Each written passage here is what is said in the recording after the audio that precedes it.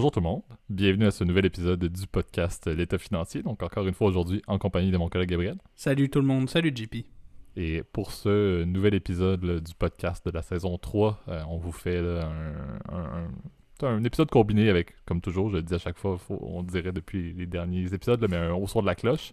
Et notre deuxième segment, je pense que c'est la deuxième fois seulement qu'on le fait, notre nouveau place au débat. Donc on va faire en deuxième partie sur un sujet assez intéressant. Pour nos auditeurs là, français, vous allez voir, c'est étant très politisé, on le dit souvent, là, vous avez quand même un fort intérêt politique. On va essayer de vous ouvrir un peu les horizons sur quelque chose qui se passe présentement au Canada, qui était soudain, même nous on en était surpris, mais vous allez voir, si vous avez un intérêt politique et pour comprendre un peu ce qui se passe au Canada, là, restez à l'écoute pour la deuxième partie du podcast. Mais avant d'entamer tout ça, comme toujours, là, je vais te laisser Gab faire le petit disclaimer de début d'épisode. Vous êtes habitués, chers auditeurs, évidemment tout ce qu'on parle dans le podcast L'État financier, c'est notre opinion personnelle, il ne s'agit pas évidemment d'une recommandation de placement ou de quoi que ce soit. On vous invite toujours à prendre contact avec un expert si vous avez des questions, en particulier sur votre situation financière personnelle, hein, évidemment. J'en profite pour m'excuser aussi, vous avez peut-être entendu dans le dernier épisode, j'étais hyper enrhumé, donc on m'entend ma voix un peu bizarre. Alors j'en suis le premier désolé. Normalement je suis rétabli et puis aujourd'hui on a une connexion parfaite et des sujets intéressants. Je suis persuadé que ça va être un super épisode. Absolument. Donc commençons ça en force avec notre premier segment, au son de la cloche.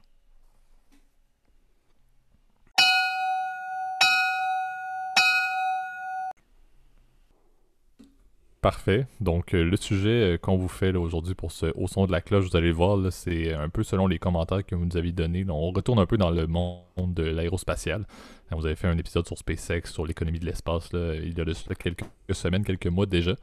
Aujourd'hui, on veut profiter là, d'un événement qui est arrivé la semaine passée, donc le 16 août.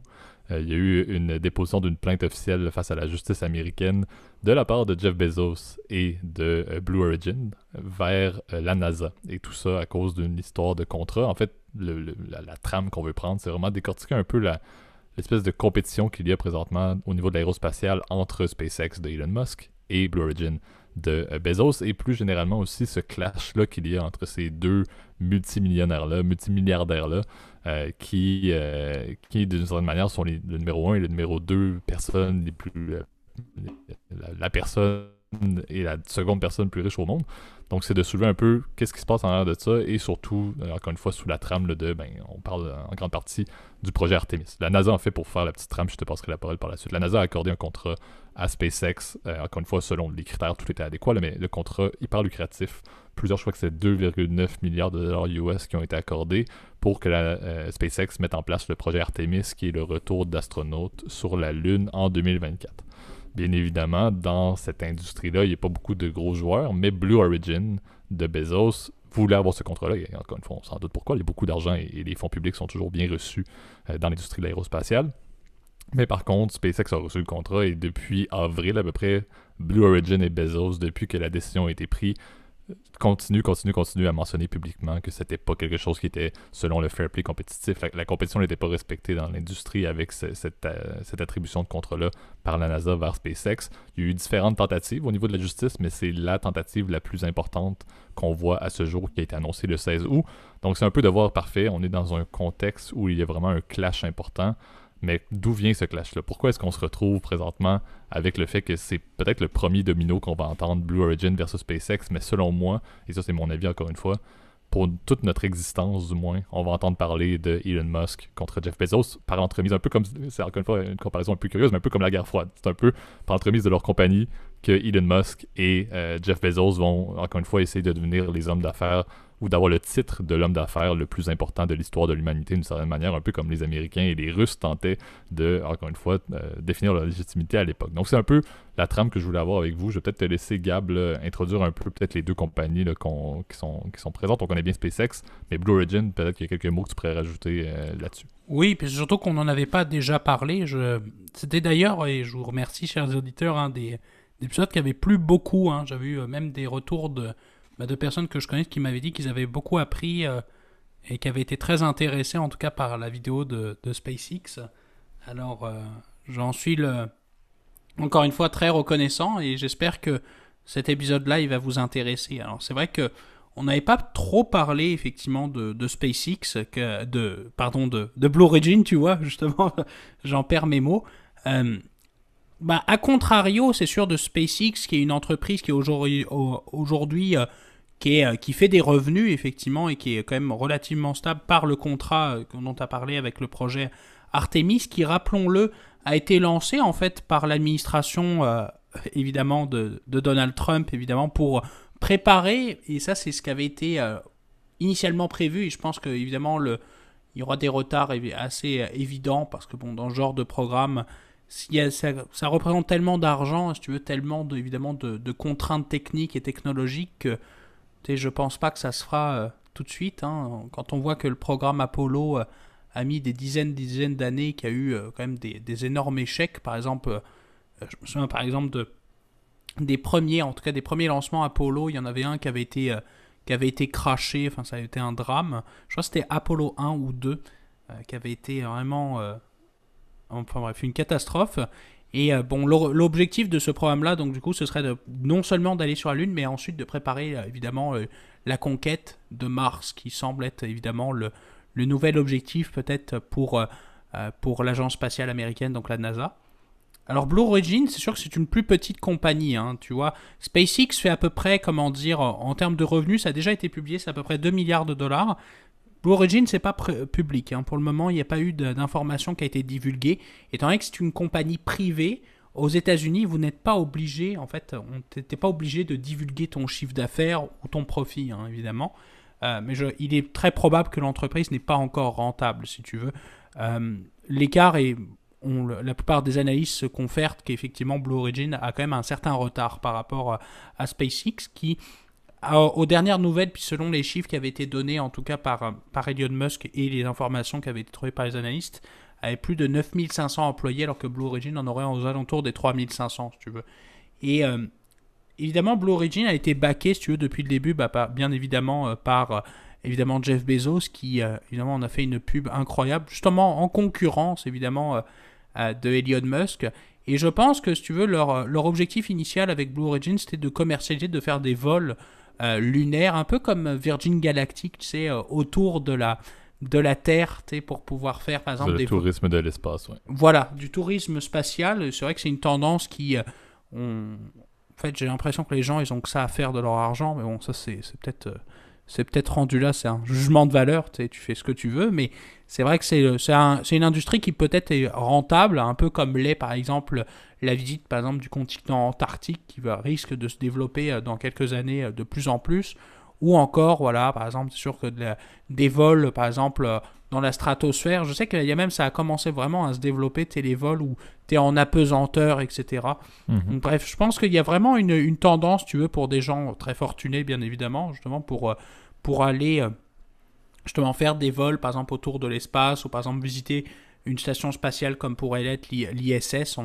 On en voit de plus en plus d'images, et tu le sais, moi, j'ai pas non plus une très grande connaissance de l'espace, même si ça m'intéresse tout de même. On suit de plus en plus maintenant les aventures, par exemple, de Thomas Pesquet, tu vois, en orbite, et je trouve ça intéressant de voir que on n'a jamais autant parlé d'espace que ces dernières années, et ce, grâce, effectivement, au retour, si tu veux, de l'industrie, de la NASA, si tu veux, sur le devant de la scène avec justement ce programme Artemis. Je sais qu'il y a quelques années, il y avait eu quand même Constellation, etc., qui avait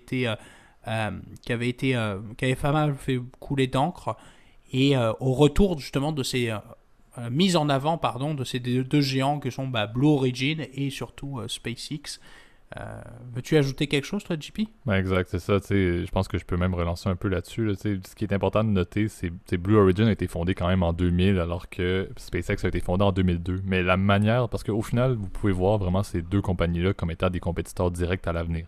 À terme, le but de ces deux compagnies-là va être, encore une fois, d'envoyer de plus de fusées commerciales et pour la NASA dans l'espace avec des satellites, etc., de ravitailler en fait la station spatiale internationale, d'aller sur la Lune, de pouvoir, encore une fois, comme tu l'as dit, développer des programmes pour Mars. Donc, officiellement, c'est les mêmes besoins qu'ils veulent remplir à la base. Par contre, l'approche que ces deux compagnies-là ont eue, et techniquement leurs deux fondateurs, là, en Bezos et Musk, a été complètement différente. SpaceX, et c'est un peu pour ça que présentement on dit SpaceX est bien en avance sur Blue Origin, SpaceX a pris des risques. Il y a eu énormément de tentatives d'obtenir du capital privé, encore une fois, en masse. Il y a eu beaucoup de risques qui ont été pris.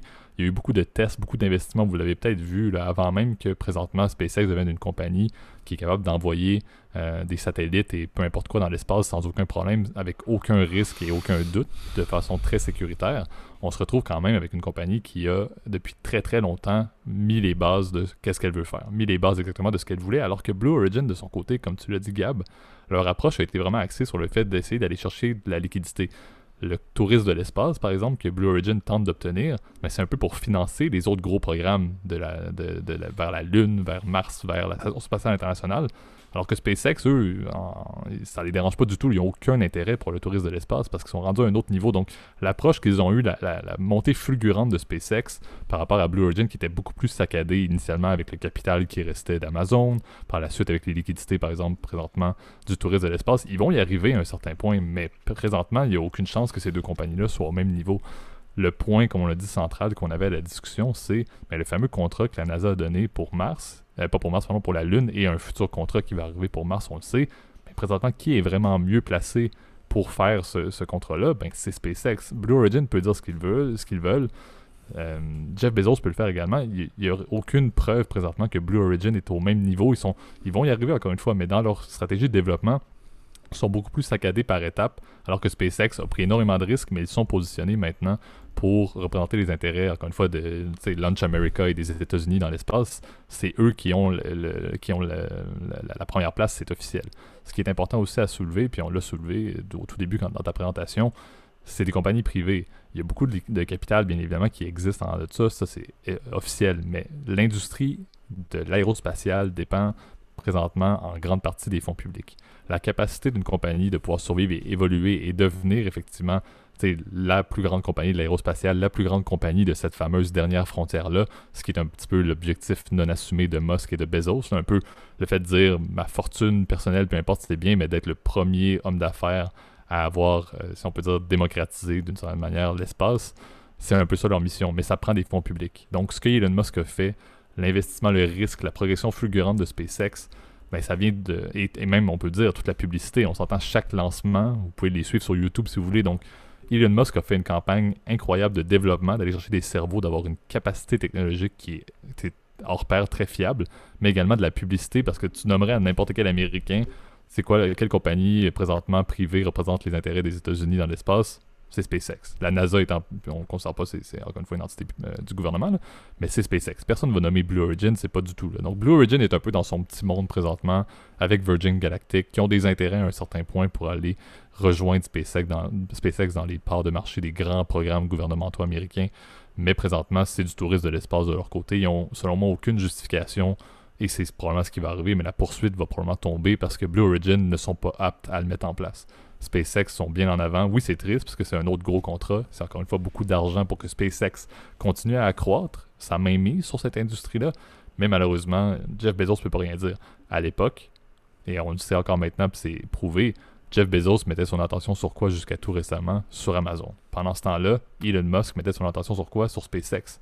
Tesla est devenu public, Tesla s'autogère, mais Elon Musk est directement impliqué dans la majorité, sinon toutes les décisions qui sont prises à l'interne au sein de SpaceX.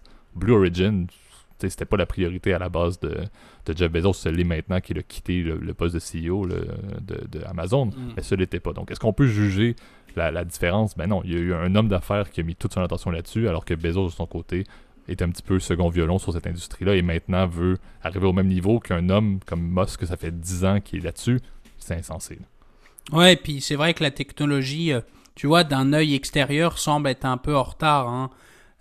On a vu que maintenant, la fusée SpaceX est capable effectivement de s'en aller effectivement vers l'ISS. Hein. Le but, ce serait de remplacer un lanceur Soyuz, comme... on sait que la compétition est rude dans le milieu de l'espace et c'est plus vraiment... Alors les soviétiques ont pris, donc devenus les Russes, ont pris énormément de retard et je pense n'ont plus l'argent ni la volonté, si tu veux, d'aller effectivement de relancer la conquête de l'espace. Maintenant, je dirais, l'objectif, c'est de battre la Chine, hein, qui a clairement des ambitions très, très marquées, et puis très publiques, hein, honnêtement. C'est là où, justement, les Américains, dans cette nouvelle guerre froide qu'il y a avec la Chine, veulent montrer vraiment leur puissance, leur domination, en tout cas sur ce niveau-là. Et c'est vrai que Blue Origin semble être un peu en retard.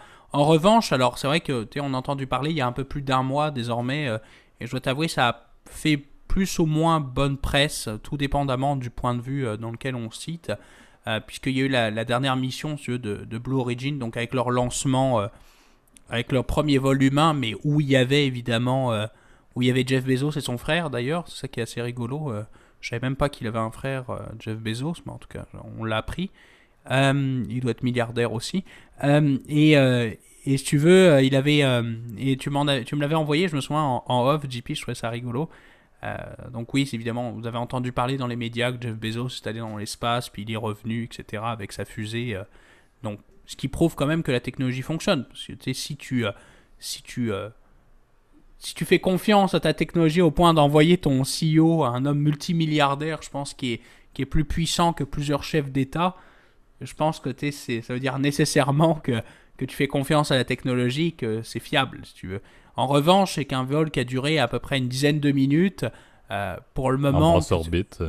Ouais, dans basse orbite, si tu veux, c'était plus un coup de marketing, puis au final, c'est dommage, mais ça a fait perdre beaucoup de crédibilité au projet, le tweet de Jeff Bezos qui disait qu'il remerciait les employés d'Amazon, où tu sais que Exactement. les conditions de travail sont pas toujours les meilleures. Tu sais, on sait que c'est une entreprise où, si tu veux, c'était un peu, on avait l'impression que c'était un peu un caprice de milliardaire, si tu veux. C'était un peu ça qui est un peu dommage, si tu veux, alors que je pense que fondamentalement, cette entreprise-là, elle a envie, si tu veux, de prospérer, elle a envie de développer sa technologie.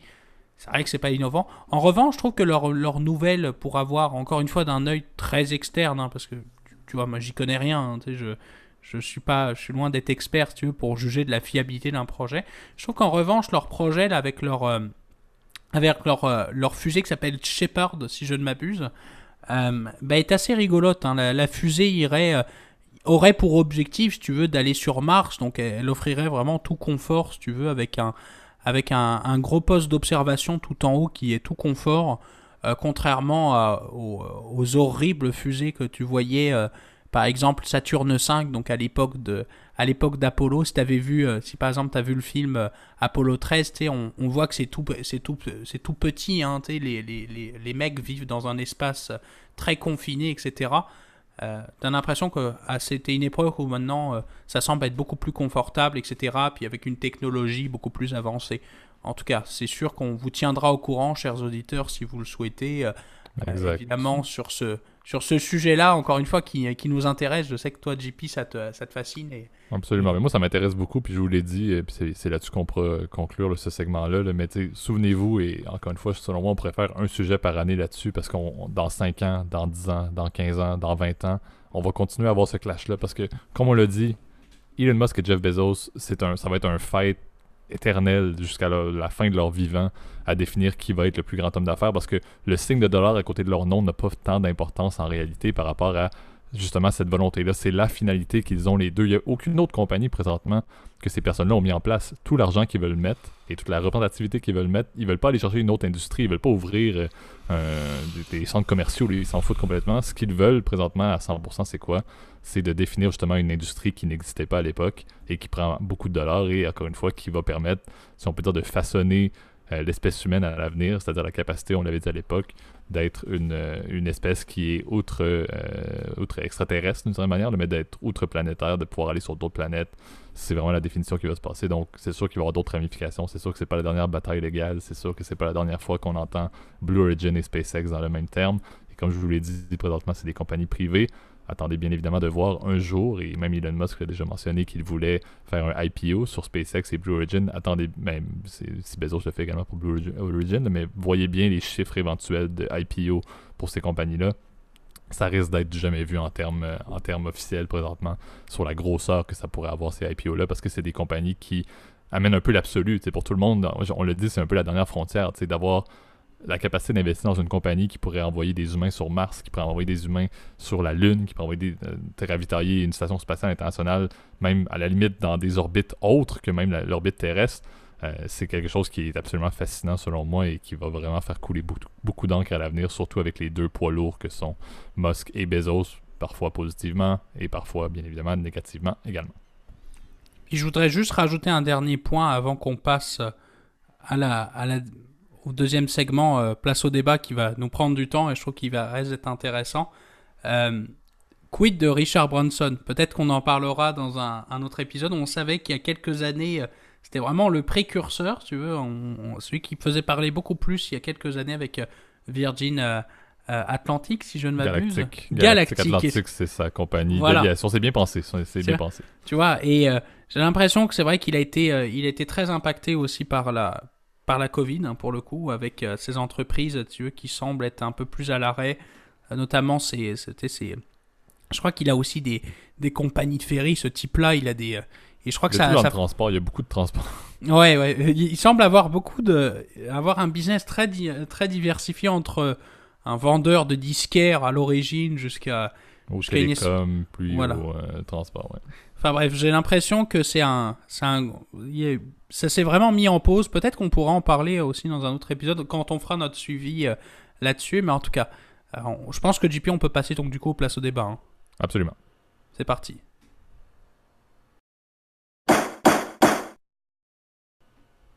Parfait. Donc, vous allez voir, là, on avait fait un peu sur le sujet des États-Unis, la politique américaine. Ce qu'on veut faire maintenant, c'est parler de la politique canadienne. En fait, je vais vous faire la petite introduction, puis Gab, je te laisserai par la suite. Là. On sait, comme on l'a dit là, au Canada, pourquoi est-ce qu'on peut considérer qu'on n'est pas nécessairement énormément politisé? C'est parce que notre cycle électoral est très dur à suivre. Et c'est exactement ce qui s'est passé présentement. Pour vous mentionner, là, ça fait 2 ans présentement qu'on a un gouvernement qui siège. On est dans le système de la monarchie constitutionnelle, donc la reine d'Angleterre est notre souveraine et la chef d'État officielle. Sur le territoire, c'est la gouverneure générale qui est la chef d'État officielle et on a Justin Trudeau et compagnie qui sont les premiers ministres, etc. Bref, tout ça pour dire que d'habitude, notre système est un peu comme le système, par exemple, aux États-Unis. Souvent, le cycle électoral va être de 4 ans, donc un gouvernement va siéger pendant 4 ans et des élections officielles vont être déclenchées après 4 années, comme c'est le cas, encore une fois, dans un système de république. Par contre, ce qui peut y arriver, et c'est ce qui s'est passé présentement, c'est que des élections peuvent être déclenchées s'il y a une dissolution du Parlement qui est faite. Et présentement, encore une fois, même moi, je ne l'avais pas vu venir et c'est pour ça qu'on n'en parlait pas du tout, là, vraiment de la politique, sauf depuis le début de l'été. Des élections ont été déclenchées officiellement au Canada le 15 août et on vote, je crois, au début ou à la mi-septembre autour de ça. Donc déjà, on a un mois d'élections, c'était même pas vraiment attendu. Une semaine avant les élections, on n'en parlait pas forcément. Mais c'est effectivement présentement une campagne électorale. Donc Justin Trudeau, qui est notre premier ministre officiellement dimanche dernier de la semaine précédente, est allé à la rencontre de la gouverneure générale selon la procédure classique, demander à la gouverneure générale en tant que chef d'État officiel sur le territoire de dissoudre le gouvernement. Elle a accepté, bien évidemment. On notera d'ailleurs que la gouverneure générale en place a été nommée il y a de cela quelques mois par Justin Trudeau. Oui, puis c'est un rôle très protocolaire. C'est un rôle très protocolaire, effectivement. Ça reste encore une fois sous l'officialisation de la monarchie constitutionnelle et le fait qu'on était une ancienne colonie britannique qui n'a jamais été officiellement indépendante par la force. On ne parlera pas de ce sujet-là. Mais officiellement, c'est pour vous dire qu'on est en élection présentement. Donc, on veut vous faire un place au débat, de parler un petit peu, de vous faire un petit tour d'horizon de quelles sont les forces en présence en termes de partis. Quels sont les grands enjeux de cette campagne-là quand même qui se dessinent. Et on sait, on est en campagne toujours en période COVID. C'est quelque chose qui va être quand même assez intéressant à regarder. Mais aussi vous expliquer un petit peu qu'est-ce qu'il y en est. Pourquoi est-ce qu'on se retrouve c'est quoi l'intérêt réellement de lancer une élection présentement? C'est quoi le clash entre, par exemple, un gouvernement majoritaire et un gouvernement minoritaire? Il y a peut-être, Gab, tu pourras faire un point là-dessus. Là. Mais il y a quand même un intérêt pour que vous puissiez, encore une fois, très politisé que vous êtes, chers auditeurs, là, vous intéressez un peu à ce qui se passe au Canada, même si on est seulement 38 millions de personnes qui vivons dans le froid 6 mois par année, ça vaut quand même le fait de comprendre qu'est-ce qui se passe, même si on est un peu les États-Unis 2.0. Ouais, t'exagères un peu, hein. 6 mois par année, quand même, tu vois, en ce moment, on souffre de la chaleur, enfin en tout cas, toi de ton côté. En ce moment, il fait 35, effectivement, on a tout. Je dois t'avouer, moi, de mon côté, j'ai subi l'été breton à 17 degrés, c'est un autre contexte. Mais oui, en fait, la politique canadienne est quand même relativement intéressante, hein. C'est vrai tu vois, moi-même qui habite et qui est très fier d'habiter tu sais, dans ce magnifique pays, je dois t'avouer, j'ai toujours eu la réputation de la politique canadienne un peu comme bisounours, tu vois, je dois t'avouer. Mais en revanche, c'est vrai que le fonctionnement est très similaire à Westminster, hein. Tu sais, t'as le gouvernement, puis t'as l'opposition officielle. C'est un clash. D'ailleurs, tu as toujours les mêmes logiques que le Parlement britannique. On ne s'adresse pas à l'opposition, on s'adresse au Speaker de House. Absolument. Mr. Speaker, c'est très... un peu comme c'était quand il y a eu le Brexit, tu te souviens, il y avait ça gueulait de partout. Enfin, c'est un peu... c'est toujours très impressionnant, je dirais, du côté franco-français. On a l'impression que c'est un peu... c'est inaudible et c'est vrai que ça crée une espèce d'ambiance un peu particulière. Je dois t'avouer, c'est sûr que c'est un peu plus calme par le fait qu'évidemment, il y a un contexte politique et sanitaire qui, en gros, fait que en fait, le gouvernement a en ce moment un peu quasi tout pouvoir, hein, en ce moment avec évidemment le contexte sanitaire. Alors, pour remettre un peu en contexte, tu veux, nos auditeurs, je trouve que ce serait intéressant. En fait, juste avant la Covid, on a eu une élection en fait au Canada. En fait, les dernières élections d'année de 2015, donc au bout de 4 ans, comme le veut la tradition, parce que je ne pense pas que ce soit formellement inscrit dans la Constitution, mais au bout de 4 ans, donc du coup, comme le veut la tradition, il y a eu de nouvelles élections qui ont été déclenchées. Donc 2015, c'est là où Trudeau a été élu. 2019, il y a eu une deuxième élection. Et là, alors que Trudeau était majoritaire au Parlement, c'est-à-dire qu'il avait la majorité absolue des sièges, donc 50% des sièges plus une, on rappelle que ça fonctionne comme les élections législatives pour nos auditeurs français ou belges, c'est-à-dire que c'est vraiment sur le nombre de sièges que vous êtes élu, c'est pas un système proportionnel. Trudeau avait la majorité et il l'a perdu. Il s'est retrouvé avec un gouvernement minoritaire, c'est-à-dire qu'il avait la majorité des sièges en termes par rapport aux autres partis, ce qui a fait qu'il est resté Premier ministre. En revanche, il n'avait plus le nombre de voix, en tout cas le nombre de sièges requis pour avoir 50 plus 1. Et dans ce genre si tu veux, on appelle ça un gouvernement minoritaire dans le système de Westminster. Mais ce qui se passe dans ce genre de situation, c'est que tu n'as pas le choix de faire alliance, si tu veux, avec d'autres partis, ou d'essayer à chaque vote de devoir grappiller des voix un peu par-ci, par-là, avec des députés qui sont un peu plus sensibles à tes opinions. Donc, par exemple, la gauche, par exemple, de la droite, par exemple. Et je dois t'avouer, et ça de mon opinion, peut-être tu pourras commenter là-dessus, JP, l'alliance qu'avait forgée Trudeau avec l'autre parti de gauche, que peut-être tu pourras revenir plus un peu en détail un peu de la situation, le contexte, puis les différents partis, forces politiques en présence au Canada, l'alliance était un peu bancale en fait. Et ce qui fait qu'aujourd'hui, on se retrouve dans une situation, si tu veux, oui, Trudeau pendant 2 ans a quasiment gouverné, si tu veux, sans réelle opposition, étant donné que, bon, si tu veux, on lui a donné quasiment les pleins pouvoirs avec le contexte sanitaire, ce qui est compréhensible. Mais aujourd'hui, on commence à sortir progressivement de ce problème-là. Et si tu veux, la gestion de la crise n'a pas été toujours parfaite, en tout cas du côté des libéraux.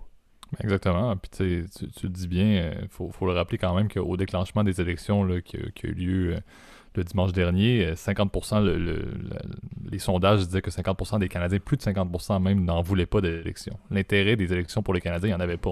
Personne ne veut vraiment faire ça. Et le seul réel intérêt à la base, et c'est ce qui a été crié sous toutes les plateformes depuis une semaine, dans la première semaine d'élection, c'est le fait que c'est vraiment un intérêt pour Justin Trudeau de retrouver son gouvernement majoritaire. Parce que sur papier, et selon les sondages, il y a un espoir effectivement que Trudeau, tu l'as bien dit Gab, qui était majoritaire pendant 4 ans, qui aux élections de 2019 est devenu minoritaire, ce qui implique donc beaucoup d'incertitudes pour un gouvernement. C'est difficile de passer des politiques très partisanes quand il faut que tu obtiennes, encore une fois tu l'as bien dit, des votes de d'autres partis. De l'opposition, c'est assez difficile. Et tu l'as bien soulevé, présentement c'est un peu ça l'intérêt, c'est on repart en élection, les Canadiens n'en veulent pas, mais l'intérêt c'est Trudeau et les libéraux, le parti au pouvoir présentement, qui veulent aller rechercher la majorité, même si au final, ça fait 6 ans qu'ils sont en poste, même si au final, ils ont fait 4 ans majoritaires et 2 ans, entre guillemets, de crise sanitaire avec un parlement dissous et donc avec presque l'autorité complète. Donc, de cette manière, c'est purement, et ça, même, plusieurs personnes le présentent comme ça, c'est pas parce qu'il y a des enjeux réellement politiques, c'est pas parce qu'il y a des enjeux réellement électoraux. À la base, c'est le Parti libéral et Trudeau veulent avoir une majorité, veulent passer encore une fois 4 ans au pouvoir, et on aurait donc Justin Trudeau pendant 10 années, si c'est ce qui se produit, on aurait Trudeau qui serait évidemment 10 ans premier ministre au minimum d'ici aux prochaines élections, qui serait dans 4 ans. Donc c'est un peu ça le problème, c'est pas désiré. C'est un peu flou l'intérêt présentement de faire des élections au Canada alors qu'on est en plein milieu d'un cycle normal de 4 ans. Et on se retrouve, comme tu l'as dit, Gab, avec les mêmes forces en puissance, les mêmes partis qui sont présents. Et c'est super intéressant parce que, vous allez voir, c'est un peu digne de ce qui se passe en Angleterre et on est très proche de leur système, mais également au niveau des partis, il y a quand même quelque chose de similaire qui se passe entre la position du Québec et la position, par exemple, de l'Écosse. Donc, c'est un peu ça qu'on veut vous parler. Premier parti que je vais soulever, puis Gab, je te laisserai peut-être faire faire quelques-uns d'autres. Le Parti libéral du Canada, bien évidemment, c'est un des partis qui a toujours... En fait, c'est un des 2 partis qui, à chaque année ou à chaque élection, a des chances d'être au pouvoir. En toute honnêteté, là, il y a plusieurs partis qui n'ont aucune chance d'y être. Donc, le Parti libéral du Canada, mené par M. Trudeau, qui, encore une fois, tu l'as dit, est un peu la définition de la politique canadienne, très centre, très c'est là, mais il n'y a pas vraiment... Il n'y a pas beaucoup de... Encore une fois, on ne désire pas toujours des extrêmes, mais c'est très central. C'est très progressiste, centre. Centre, on pourrait dire, dans comparaison avec le système français, ben, ça représente quand même un peu le Parti socialiste, quand même. C'est quand même plus... Il est quand même plus de gauche que de droite, Trudeau. On se le cachera pas. Effectivement. Mais le parti le plus au centre, quand même, sur l'échiquier des grands partis au Canada. Donc, le premier qui est à soulever, encore une fois, qui est toujours présent et qui est présentement le parti qui a le plus de chances d'être réélu, bien évidemment, au pouvoir. Par la suite, et je vais te laisser peut-être le numéro 2 des partis, je vais peut-être parler un peu plus du Bloc québécois. Donc, le Bloc québécois, c'est ce que je voulais vous parler. C'est un parti qui est présent uniquement au Québec, qui est là pour représenter uniquement les intérêts du Québec à Ottawa en tant que nation indépendante. C'est le seul parti qui représente une province unique dans l'échiquier de la politique canadienne. Il n'y a aucun autre parti présent. Il y en a quelques-uns là, qui ont commencé à se lancer, entre autres en Alberta et tout, mais ça, on n'en parlera pas. Mais ils n'ont pas la même prestance. Donc, au Québec, le Bloc québécois est présent, ont toujours le fait de dire représenter les intérêts du Québec dans les décisions qui sont prises à Ottawa. Et comme j'ai dit, c'est un petit peu digne du parti, j'oublie le nom, mais le parti écossais là, qui également représente... Le SNP. Voilà. Donc, c'est un peu la même logique. Donc, c'est un parti qui est là pour les intérêts de la nation québécoise à Ottawa, étant donné que le Québec est encore une fois majoritairement francophone, avec une histoire qui est un peu différente, bien évidemment, du restant des provinces du Canada anglais. Donc, c'est deux partis forts. En fait, on peut voir le Parti libéral comme étant dans les partis de tête, et le Bloc québécois fait partie des partis qui n'ont aucune chance d'être élus comme parti, encore une fois, au pouvoir. On l'a dit, c'est juste des candidats au Québec. Donc, il n'y a aucune chance de faire une majorité ou de faire quoi que ce soit avec juste une présidentielle au Québec, mais ça a sa pertinence. Je vais peut-être te laisser Gab parler là, peut-être du Parti conservateur du Canada et également du nouveau Parti démocratique, qui sont peut-être encore une fois, un qui est très parmi le Parti libéral au sommet et le NPD qui est un petit peu plus comme le Bloc en position présentielle, mais encore une fois sans être vraiment en position de gagner. Ouais, et puis c'est vrai que juste pour rajouter un petit mot sur le Bloc a des chances d'être élu proche de zéro, en fait, hein, étant donné qu'ils ne sont représentés que dans les circonscriptions au Québec. Leur but est un peu ils ont un rôle essentiellement de barrage, de représentation, etc. Et je dois t'avouer, c'est un parti qui renaît un peu de ses cendres, hein, parce que dans la décennie 2010, si tu veux, c'était un parti qui était très mourant. Hein. On a juste les élections de 2015. Hein. T'en parlais, 2015 était une débandade absolue du Bloc québécois. On avait, je pense, 4 députés à Ottawa pour la première fois de l'histoire après dans l'avant-dernière élection où la majorité de Trudeau était obtenue. Ouais, exact. Et c'est un parti qui a été... a commencé à remonter de ses cendres ces derniers mois et plutôt années. Sous l'impulsion de leur nouveau chef, je crois c'est M. Blanchet, si je ne m'abuse. Ouais. Et François Blanchet, oui. Ouais, c'est ça. Et qui fait affaire, je dois t'avouer, d'un leadership que je trouve assez admirable, tu vois, pour... moi, tu le sais, on en avait déjà parlé, que bon, j'étais pas non plus hyper favorable aux souverainistes, donc les indépendantistes québécois. Blanchet, je pense, est plus dans une logique plus autonomiste. Hein. Il est un peu... il a une logique, si tu veux, de défendre l'intérêt de cette société distincte qu'est le Québec, société franco-canadienne en fait, qui parfois est un peu sous-représentée hein, par le système électoral. Donc En tout cas, ça c'est plus une anecdote, et c'est vrai que le fait qu'il remonte, effectivement, change pas mal le jeu politique. Il change pas mal le jeu politique aussi, donc tu l'as bien nommé pour les autres partis, autres partis qui ont été plus en difficulté, là pour le coup, ces dernières années versus Trudeau. Tu sais, il y a eu évidemment, alors on va le nommer rapidement, il y a eu le Parti vert. Il y a un Parti vert au Canada, mais qui ne représente quasiment rien. Exact, et dont, important, l'enjeu principal présentement est à l'interne sous la décision entre la Palestine et l'Israël. Alors qu'on le rappelle, c'est un parti vert et présentement leurs chances sont complètement détruites parce qu'ils sont en train de s'auto-détruire sur un sujet qui n'a même pas rapport avec les intérêts de l'environnement, quoi. De l'environnement au final. Donc ça vous montre à quel point le parti vert présentement est en problème et n'est pas vraiment considéré dans ces élections-ci. Oui, et puis je pense que ils seront même pas considérés, je pense, par les sondages, étant donné que ils sont en espèce de lutte fratricide depuis quelques mois là, donc c'est un peu compliqué. On va revenir évidemment sur le deuxième parti canadien le plus important, qui est le Parti conservateur ou Tories, donc l'équivalent des Tories en fait au Canada. Donc le Parti conservateur canadien qui est essentiellement qui est très présent, si tu veux, surtout dans les provinces de l'Ouest canadienne, ainsi que dans d'autres provinces, comme par exemple comme l'Ontario. Ils ont une présence forte, surtout dans l'Ouest, étant donné que c'est un parti, comme son nom indique, traditionnellement de droite, assez conservateur. À l'opposé, je pense, de Trudeau, qui est plus progressiste, je dirais, par exemple, très pro-immigration, par exemple. Tu vois, c'est un des thèmes souvent qui définit souvent les libéraux par rapport aux conservateurs. Le Parti conservateur est beaucoup plus frileux là-dessus, et il a plus une vision, je dirais, plus du laisser-faire économique, surtout au niveau de la fiscalité. Ils sont très, très attachés, un peu comme les républicains, à un État peu interventionniste, si tu veux, dans l'économie, donc qui se traduit évidemment par des impôts plus faibles souvent. Et surtout de laisser faire les provinces, beaucoup de dévolution, donc en anglais devolution, ou de, je sais pas comment on pourrait appeler ça. Décentralisation, excuse-moi, j'avais pas le terme, merci JP. Ils sont très, c'est un peu la logique des conservateurs.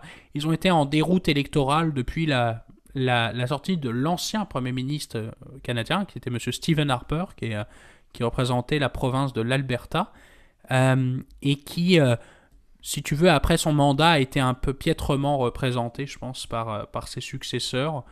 Faut avouer que, si tu veux, le parti avait toujours une ligne, si tu veux, qui est un peu similaire aux républicains aux États-Unis, donc parfois un côté un peu droitard. Là, on va y aller directement, là, donc avec parfois des positions, par exemple, sur l'avortement qui ont été assez critiquées, même à l'interne du parti, qui était, je pense, d'un autre âge, en fait, tout simplement. Je pense effectivement, dans l'État laïque qu'on connaît de nos jours en Occident, le Parti conservateur, comme tu dis, est digne des républicains, avec quand même des fondements religieux qui restent quand même assez imbriqués dans les décisions courantes qui sont prises dans un État qui est, oui, ouvertement laïque, mais tu l'as bien dit, Harper était quelqu'un qui a été longuement au pouvoir avant les libéraux, et puis c'était vraiment le cas typique des leaders depuis du Parti conservateur, qui ont toujours eu un axe, même c'était pire avec l'ancien leader, M. Scheer, qui était encore plus, selon moi, à l'extrême d'une certaine manière au niveau de ses positions.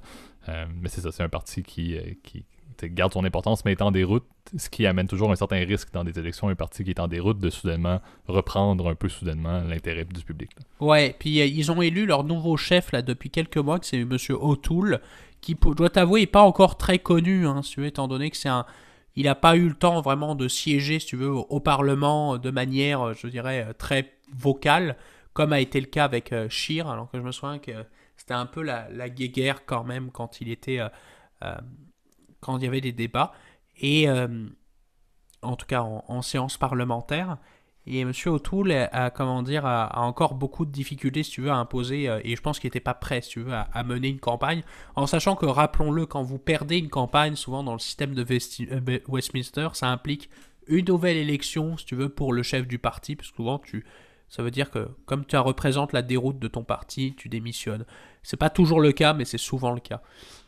Il y a aussi un parti de gauche qui s'appelle le NPD, le Nouveau Parti Démocratique, je crois qu'il s'appelle en français, qui est un parti essentiellement un peu d'extrême gauche, on pourra dire ça comme ça, donc qui sont plus à gauche que Trudeau, hein, quand même, dans le sens où c'est quand même un parti très progressiste, tu veux, très pro-immigration, par exemple, qu'on ait tendance, si tu veux, par exemple, sur l'économie du partage, des questions sur la question de l'environnement qui sont beaucoup plus prononcées, si tu veux.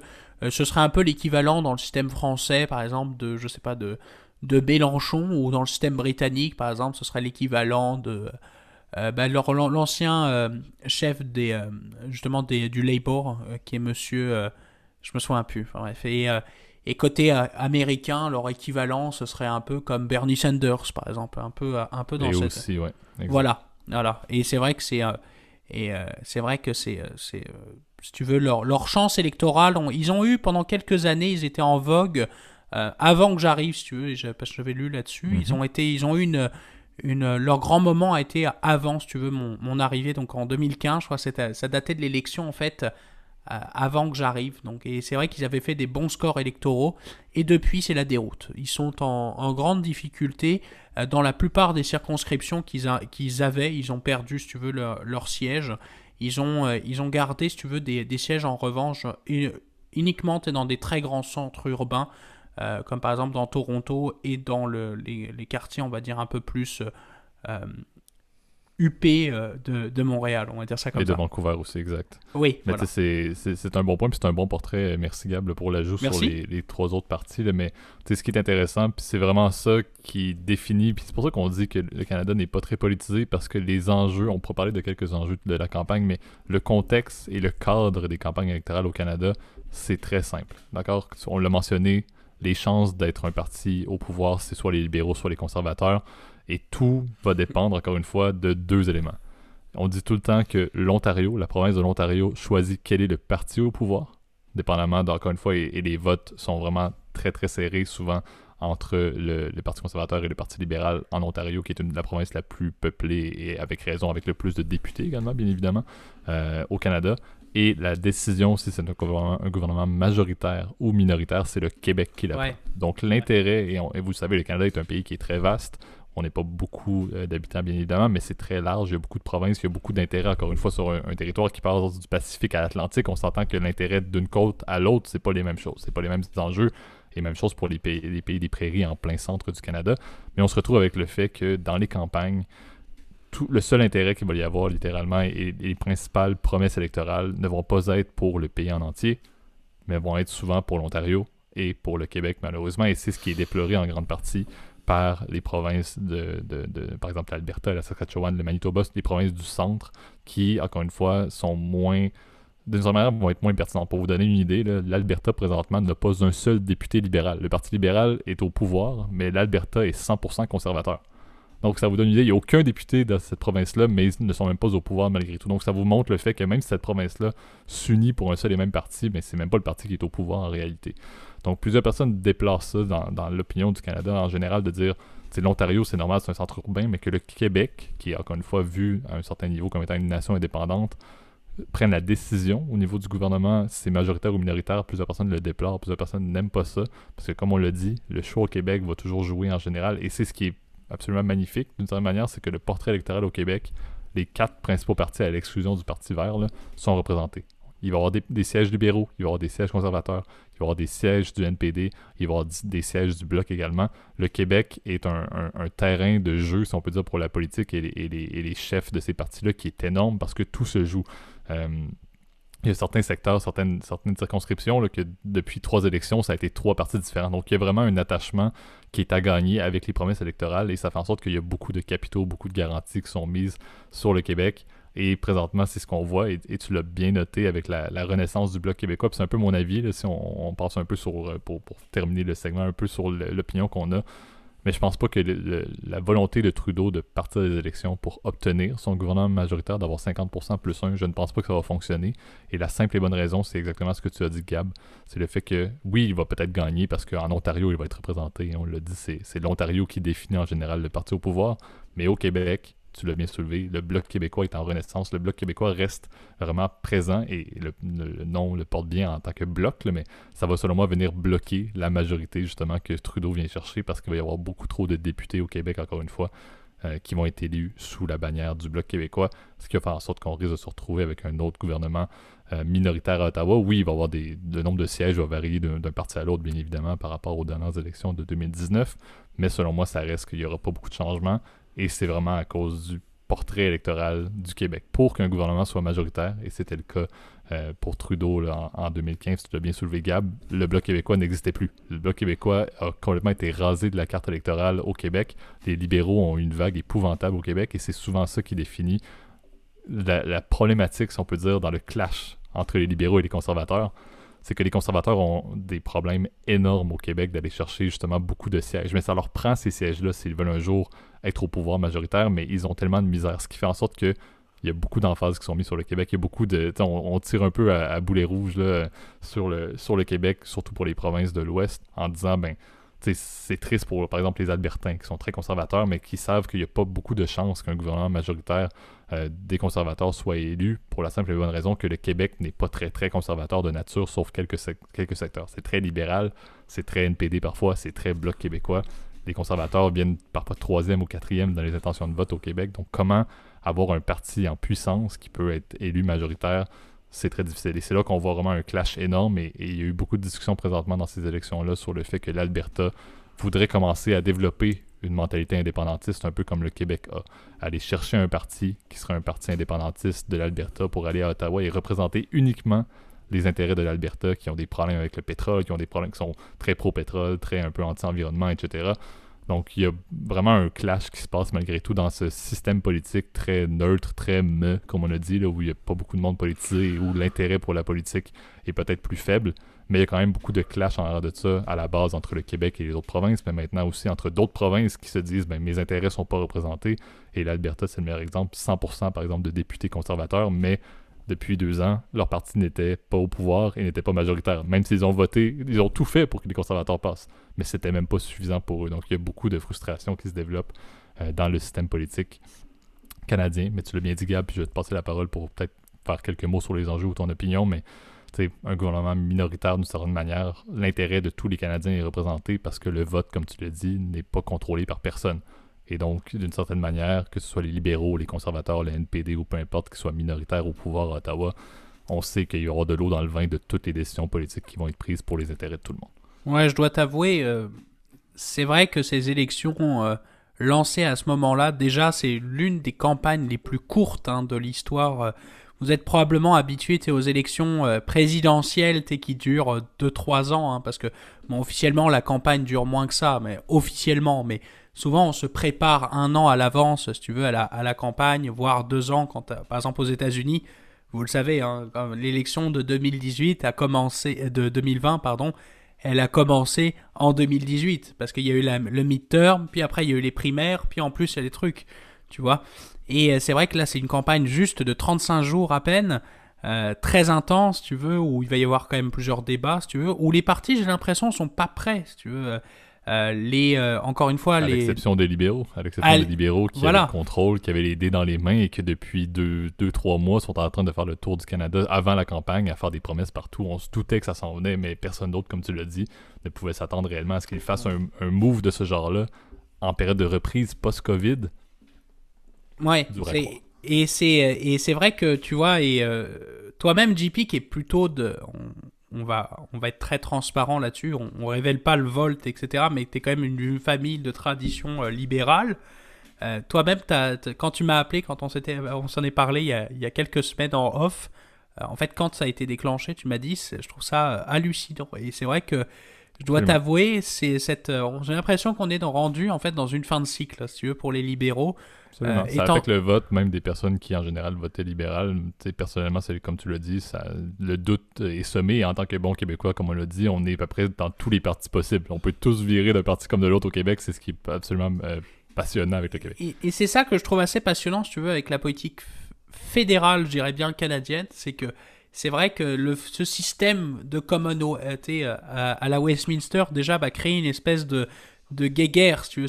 C'est quand même intense. Les débats sont certes très cordiaux, hein, d'ailleurs, quand sont les débats télévisés. C'est pour ça que j'invite quand même nos auditeurs, même s'ils nous écoutent outre-Atlantique, ou même, en tout cas, au Québec, aux États-Unis, je vous invite à vous intéresser, parce que c'est vrai que c'est quand même intéressant, si tu veux. C'est des enjeux qui ont lieu, par exemple, particulièrement sur l'environnement. C'est évidemment, des gros sujets.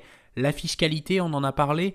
Des sujets, tu sais, qui sont liés par rapport, par exemple, un peu à cette ligne qu'a Trudeau, qui, moi, personnellement, m'énerve un peu. Bon, ça, là, tu vois, je donne mon opinion, place au débat un peu, qui est de prendre parti beaucoup pour les familles. Mais on a l'impression que c'est vraiment son socle électoral, c'est les jeunes familles, etc.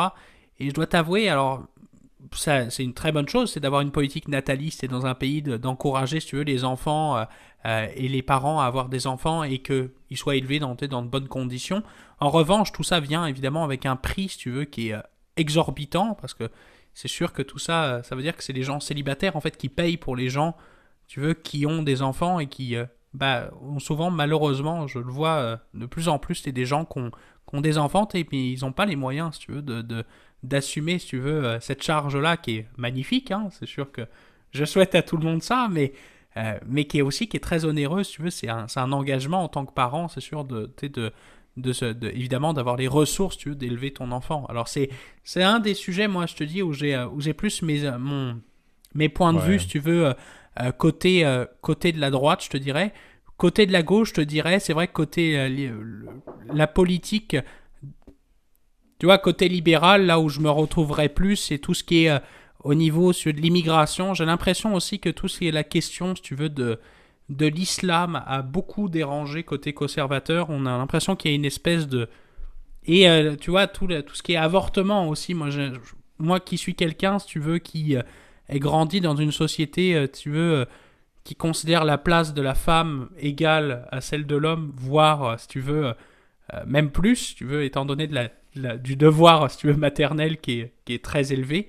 Je dois t'avouer que cette espèce de position que je trouve est un peu dépassée de date, hein, si tu veux. Donc c'est ça que je trouve intéressant, c'est que souvent, moi, je me reconnais pas, en fait, dans la plupart des partis, étant donné que j'aurais une position qui est un peu entre les deux, tu vois. Exact. Puis tu sais, je pense que c'est une bonne manière de conclure aussi avec le fait que, n'oubliez pas, si vous vous intéressez à la campagne électorale canadienne, c'est souvent, et ça c'est mon avis, c'est probablement le seul moment où on va parler réellement du Canada sur la scène internationale. Très peu, encore une fois, mais c'est le seul moment où des partis et des personnes comme Justin Trudeau qui ont beaucoup de paraître, encore une fois, qui ont beaucoup, encore une fois, de présentiel, parfois même plus que du contenu, c'est un peu là qu'il y a beaucoup de paroles qui vont être définies parce que c'est là qu'on va s'intéresser. Par la suite, ils vont être au pouvoir pendant 2, 4, peu importe 3 ans, 1 an, ça n'a aucune importance, mais en réalité, le reste du monde ne va pas avoir aucun intérêt pour ce qui se passe par la suite au Canada.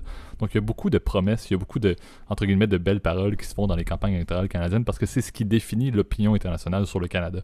Mais une fois que les élections sont terminées, une fois que le gouvernement rentre au niveau du Parlement, c'est là où les promesses, c'est là où la parure disparaît un peu. Le meilleur exemple, puis tu l'as soulevé très brièvement, l'environnement. L'environnement, on voit un Trudeau qui est souvent un défenseur de la position pro et de protection de l'environnement du Canada. Quand il s'assoit sur son siège, par exemple, à Ottawa, ben, on continue à être un des pays les plus imposants en termes d'exportation de pétrole. C'est vrai. Et non pas par des... Encore une fois, il n'y a rien qui est non polluant en termes d'exploitation pétrolière, mais on a probablement l'industrie la plus polluante de l'histoire avec les sables bitumineux. On a du pétrole qui, en bon français, est sale, d'une certaine manière, est pire que d'autres pétroles. Puis on s'entend, il n'y a pas un pétrole qui est propre. Oui, c'est vrai. On reste quand même qu'on mentionne des politiques hyper... Il y avait Greta Thunberg qui était venue marcher à Montréal, Trudeau était là, tout le monde était là, c'est beau à voir, parfait. Le Canada est pro-environnement, mais on est un des pays qui a les plus hautes émissions de GS au monde, malgré tout. Et puis sur la scène internationale, on a l'air d'être des personnes qui protègent tout ça, alors qu'en réalité, on exploite du pétrole et on essaie de s'assurer que la calotte glaciaire fonde le plus vite possible pour pouvoir monétiser le passage du Nord-Ouest. C'est vrai. C'est le fondement. Donc, n'oubliez pas quand vous allez voir ça, et peut-être même à vous intéresser post-campagne sur ce qui est parlé, encore une fois, c'est très axé sur, enfin, on parle du Canada sur l'échiquier mondial, on n'en parlera plus jamais pendant 4 ans. Pour quelqu'un qui reste ici, c'est mon avis, là. Mais ça reste que c'est le seul moment où il va y avoir un intérêt. Vous voyez bien la différence entre ce qui va être appliqué en réalité au niveau des politiques par la suite du gouvernement en place par rapport à ce qui a été abordé, ce qui a été parlé par CNN aux États-Unis ou dans les différents journaux politiques en France, par exemple, sur la campagne électorale. Ça risque souvent d'être diamétralement opposé. Puis on l'a dit, c'est souvent très terne, un cycle électoral. Les décisions qui sont prises sont rarement significative parce qu'un gouvernement, comme on l'a dit souvent, un gouvernement minoritaire, il n'y a pas grand-chose qui va se passer quand même. C'est très dur pour les partis que tu nommais, Gab, de trouver des terrains d'entente et les jeux de coulisses ne mènent rarement à grand-chose à part des projets de loi qui sont très dilués pour les intérêts de tous et qui en réalité ne font pas un impact majeur sur la société. C'est mon avis et c'est pour ça que la dépolitisation, si on peut utiliser ce terme-là, des Canadiens, c'est un peu à cause de ça. L'impact réel sur nos vies, une fois que les élections sont finies, l'impact réel sur nos vies n'est même pas aussi majeur, et je disais, que les élections américaines, par exemple. J'ai plus d'impact à qui est-ce qui siège à Washington que qui est-ce qui siège à Ottawa sur ma vie de tous les jours. C'est malheureux, mais c'est un peu la vérité. Et après, c'est sûr que c'est difficile de comparer tes deux puissances qui sont les États-Unis, c'est non seulement c'est du soft power aussi. Il y a du hard et du soft power. On est quand même une nation au Canada qui est moyenne. On n'est pas non plus on fait partie, si tu veux, du G7, parce qu'on est quand même une nation importante, mais on n'est pas non plus une puissance militaire, économique, etc., indépendante, si tu veux. On n'a pas de rayonnement culturel, le même rayonnement culturel qu'à les États-Unis, donc c'est pour ça que c'est... Et ce que je trouve un peu triste, c'est que du coup, tu vois, j'avais un peu lu, et je me renseigne, et je trouve ça assez drôle quand, tu vois, même quand je parle, par exemple, avec ma famille, tu vois, en France, souvent, ils savent juste que Trudeau a été réélu, tu vois. Ils ne s'intéressent pas à savoir qui s'occupe de leur connaissance, tu veux, de la politique canadienne ou même des enjeux, si tu veux, au Canada est assez faible. Et ça, je trouve que c'est ce qui est un peu dommage, malheureusement. Tu vois, à part quelques articles dans Le Monde, tu vois, il y a quelques jours, je lisais un article du Monde, justement, qui avait été renvoyé par l'agence France Presse. On dit, bon, bah, ça y est, Trudeau convoque des élections, mais pas plus que ça. Quelles sont les forces en puissance, etc. On sait juste que il y a un gouvernement minoritaire, puis c'est tout. Ça va pas trop dans les détails. Et les experts, si tu veux, mais il n'y aura jamais sur un plateau télé qu'on parlera de ça, alors que quand c'est les élections américaines, évidemment, on entend parler. Et pourtant, on a un lien très particulier. Et là, je parle en tant que Français avec probablement l'un de nos plus beaux amis, si tu veux, qui est le Canada. On est cousins, mais aussi amis avant tout, hein. Exact. Mais tu sais, je pense que c'est un bon point. Puis on vous invitera à la suivre par vous-même. On risque pas, comme tu l'as bien dit, la pertinence de refaire un deuxième épisode sur les élections canadiennes n'existe pas. Malheureusement, et en tant que Canadien, je le dis moi-même, et c'est le podcast qu'on a lancé. Là. Donc vous voyez l'ampleur du fait que l'intérêt pour la politique canadienne est quand même faible, autant au sein de la nation qu'à l'extérieur. Mais quand même, essayez de suivre, si je peux vous faire une recommandation, regardez un petit peu quand même qu'est-ce qui va se passer au-delà du résultat. Il y a quand même un intérêt, comme tu l'as dit, sur le G7 à savoir quelle opinion centrale il va y avoir au niveau de la tête directrice et du premier ministre du Canada. Ça reste pertinent quand même pour les décisions qu'il va y avoir et pour, encore une fois, les développements de Macron et par exemple de Biden également. Il y a quand même une pertinence à savoir qui est siégé, surtout pour, encore une fois, l'échelle internationale. L'élection, c'est le 20, pour le rappel, et c'est sûr qu'on risque de ne pas avoir les résultats tout de suite, comme le vote par correspondance et existe au Canada. On fait le mot de la fin, JP ? Absolument. Parti. Bon, bah, n'oubliez pas évidemment de partager notre contenu si ça vous a plu. Toutes les plateformes de podcast, commencez par Spotify, Apple Podcast, Google Podcast. Appelez et aimez la vidéo sur YouTube et si vous pouviez vous abonner, ce serait super. En tout cas, pour moi, je vous remercie encore de votre écoute et je vous souhaite à tous une très belle semaine. Bonne semaine, Ron. Salut.